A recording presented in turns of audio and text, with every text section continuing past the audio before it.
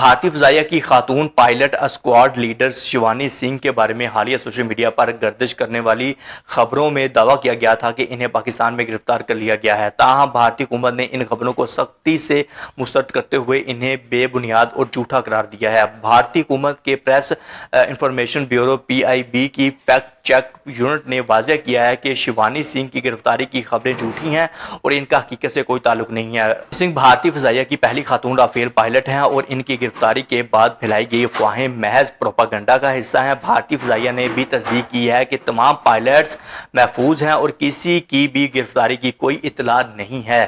اس کے بعد یہ افواہیں ایسے وقت میں پھیلائی گئیں جب بھارت اور پاکستان کے درمیان کشیدگی میں اضافہ ہوا ہے، اور اس طرح کی جھوٹی معلومات کا مقصد عوام میں خوف و ہراس پھیلانا اور غلط فہمی پیدا کرنا ہے۔ حکومت نے عوام سے اپیل کی ہے کہ وہ صرف سرکاری ذرائع سے حاصل کردہ معلومات پر یقین کریں، سوشل میڈیا میں پر پھیلائی جانے والی غیر مصدقہ خبروں سے محتاط رہیں۔ اب دیکھیے کہ سوال تو بنتا ہے کہ شیوانی سنگھ جو ہے وہ غائب ہے۔ اب دیکھیے جب اب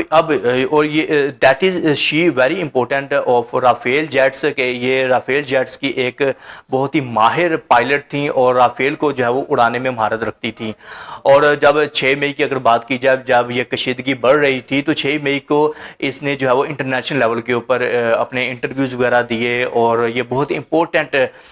جو ہے وہ ان کی ایئر فورس کی ممبر ہیں، اور بہت یہ لائم لائٹ میں بھی رہی تھی انٹرنیشنل لیول کے اوپر، اور انٹرویوز وغیرہ اپنے دے رہی تھی۔ اور رافیل کے ساتھ ان کی فوٹوز وغیرہ ہیں، رافیل کو اڑاتے ہوئے ان کو دکھایا گیا، ان کی ٹریننگ وغیرہ کرتے ہوئے دکھایا گیا۔ رافیل انڈیا کے گرے ہیں تو ان میں سے ان کا کوئی رافیل ہو سکتا ہے کہ ان کا رافیل گرا، اور اس کے بعد جو ہے وہ ڈفرنٹ کائنڈ آف سچویشن سامنے آ سکتی ہیں، ڈفرنٹ کائنڈ آف ایلیمنٹس سامنے آ سکتے ہیں، جیسے کہ انہوں نے اپنا رافیل اڑایا اور اس کے بعد رافیل کو پاکستان کی جانب سے مار گرایا گیا، اور اس میں یہ جو ہے وہ ماری بھی جا سکتی ہیں، جو کہ ہم بالکل بھی نہیں چاہتے ہیں کہ یہ ماری گئی ہوں۔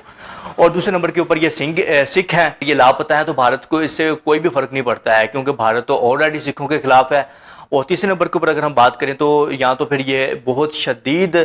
جو ان کو نقصان پہنچا ہے، بہت شدید زخمی ہیں اور زیر علاج ہیں، اور بھارت اس کو چھپانا چاہتا ہے۔ اگر یہ ابھی جو ہے وہ لائم لائٹ کے اوپر، میڈیا کے اوپر لے کر آ جائیں گے اس کو، تو پھر بہت سارے سوالات اٹھیں گے، پھر تو یہ کنفرم ہو جائے گا نا انٹرنیشنل لیول کے اوپر کہ ان کی خاتون جو ہے وہ جو رافیل کی پائلٹ تھیں اور بہت ہی